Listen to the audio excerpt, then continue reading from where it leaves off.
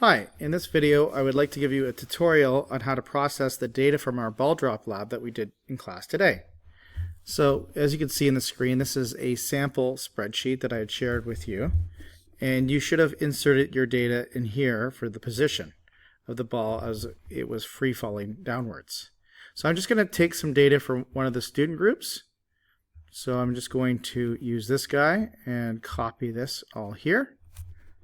I'll do a Command C and then go into my spreadsheet and go at the top and press Command V to paste it all in. Okay, so now what's missing is the time. If you recall, the frequency of the spark timer is at 50 Hertz. So the time interval between one dot and the next dot was 1/50th of a second, or 0.02 seconds. So every second, every dot will be the time interval will be 0.02 seconds. So what we need to do is populate this table. So I could just put in 0.04 here, 0.06, but I don't want to keep doing that. So the faster way to do this is just to basically click on the cell before and add 0.02 seconds to it, and then copy and paste that formula all the way down. Or you could just go to the bottom of the rectangle here where your cursor turns into a plus sign, and then click and drag all the way down until you get to the bottom row here. And it'll automatically populate those times in here.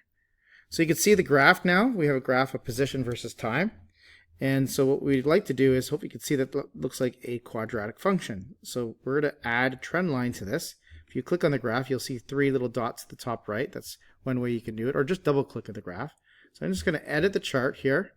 I'm going to go to Customize, tab, then Series, and then scroll down to where it says Trend Line and click on that little box. And that puts a trend line. Now, unfortunately, it thinks it's a linear graph. It doesn't know that. So you have to actually tell it it's not a linear graph. It's actually a polynomial to the second order. Okay? And so if you look at it, it'll fit a nice polynomial graph to this position time. You can also fit a quadratic, or actually show the equation that it's using to fit that function on there. So if you double click on the graph and go to Series again, and go back to where we had trend line, looking down below, you can go to Label and change that label to Use Equation. And so now you should see the equation in here for that trend line. Now I would like to update this, I would say, because on our vertical axis, it's actually position in X, not really Y. And on the horizontal axis, it's not X, it's actually T for time. So what we could do is actually double click into this little legend here until you get to the point where you can actually just click into the equation here. So we're going to replace this with X as a function of time equals, now this number is really, really small. It's 0.000355. So I think we could just say that's 0. So I'll just erase that term here. And then instead of X here, we're going to put T. So 0.116 T plus 3.9 T squared. Now if you want to make that into a superscript, you could probably go online, just Google superscript generator. All right, and then you could probably find that little symbol that represents a superscript 2 and put that instead of that caret 2. So now you have a function on your graph with a nice curve or line of best fit. Okay, so let's now talk about how we can calculate the velocity and draw our velocity time graph, or plot our velocity time graph. So the velocity is calculated by taking the little slopes that occur between every consecutive pair of points. So say 0 to 0.02 and from 0.02 to 0.04 and so forth. You may notice that the time is in between these two times, because you're not going to, when you calculate that velocity, it's the average velocity over that time interval. So it's not going to be plotted at the beginning of the interval or the end of the interval, but actually in the middle of the time interval. So the next one between 0.02 and 0.04 should be plotted at 0.03. So quick way to enter all those times is just click on the previous cell, do equals, by the way, for a formula, then it's D4 plus 0.02. And now we get 0.03. And then I'm just going to then copy and paste that formula all the way down to the bottom of my chart. And now I've auto-populated that formula all the way down, just reiterating the formula onwards. Now for the velocity, if you recall, this is just you're taking the slope between two consecutive points. So let's do it for the first one, and then we'll just reiterate the formula. So we need to start with a formula. We're going to start with equal sign, and then we're doing a rise over a run. So you've noticed hopefully I put two brackets in here. On the top, I need to subtract the rise values, which would be the change in position. So that would be this cell minus this cell, B5 minus B3. That gives you your delta X, or delta, your change in position. And then I need to subtract the times. So that's A5 minus A3 in this case. And then if I press enter, it automatically gets my velocity. Now I'm going to reiterate this calculation all the way down again. All right, and I will get my velocities for every pair of intervals. So you can see now in the velocity time graph, hopefully you can see that it looks like a linear graph. It's got obviously some uncertainties to it from the experiment, but let's now put a trend line on that one. So hopefully you recall how we did it before. We double click on the graph, you go to customize, click on series, and then scroll down to where it says trend line. That's already linear, so I don't need to change the type.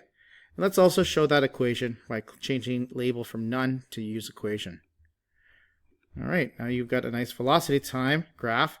Of course, this is not quite in the right physics notation, so I'm going to change that so that the X is actually T. So let me click into that legend in here and change that. Oops, let's see if I can do that over here. Okay, and we're going to add in a V as a function of time equals 7.98 T plus this other number. So hopefully you can see now there's a velocity as a function of time in here. Okay, you may notice, by the way, that the slope of a velocity time is the acceleration. So the acceleration that we're getting from this lab is 7.98 meters per second squared, and this 0.106 is actually the initial velocity. Should ideally be 0, but it looks like maybe we didn't capture the very first dot, but that's the initial velocity. Just like over here in the quadratic equation, over here this is 0.116, that's the initial velocity, pretty close to this one, not too far. And then 3.96 is actually half of the acceleration. You may recall x equals x naught plus v naught t plus 1/2 at squared. Okay, so now we need to see if this truly proves that this position is actually related to time squared. So we're going to linearize the graph, right? So what we're going to do is we're going to essentially take every time value and square them. So this is where I've set up this next graph here where the time squared.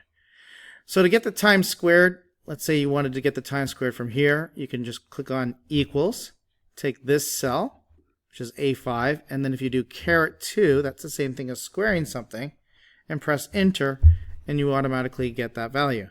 If you Command C and paste that in here, you can see I can keep doing that and reiterating that calculation all the way down. I get all the time squared values for my whole table. Okay, so now we just need to put the position in. That's the same thing as this. I suppose you could just copy and paste this, or you could just say that this cell is exactly the same as that cell. I'm just going to make that cell equal to B3, and then I'm just going to essentially copy and paste that all the way down to here as well. So now hopefully you can see, if I scroll down, you'll see my position versus time squared graph, and that looks pretty linear to me. So we're going to now put a trend line on here that's a linear fit. So double click on the graph, go to customize, click on series, move down to trend line, and then it's already picked as linear, great. Label and use equation. And there you go. So now just maybe to update this, so we're just going to update that, all right, and change that formatting a little bit. So we're going to put in x as a function of time equals 4.23 t squared. So that, let me just make that as a t squared. Remember, because on the horizontal axis it's not x, it's actually t squared. And then this number of 0.00803 is really small, so I'm just going to say that's negligible. All right, that's it. Okay, so now here you've actually shown that x is proportional to t squared because you've got a nice straight line that's going through most of those points, and it's also going through the origin. So we can definitely say that our position is directly proportional to the square of the time.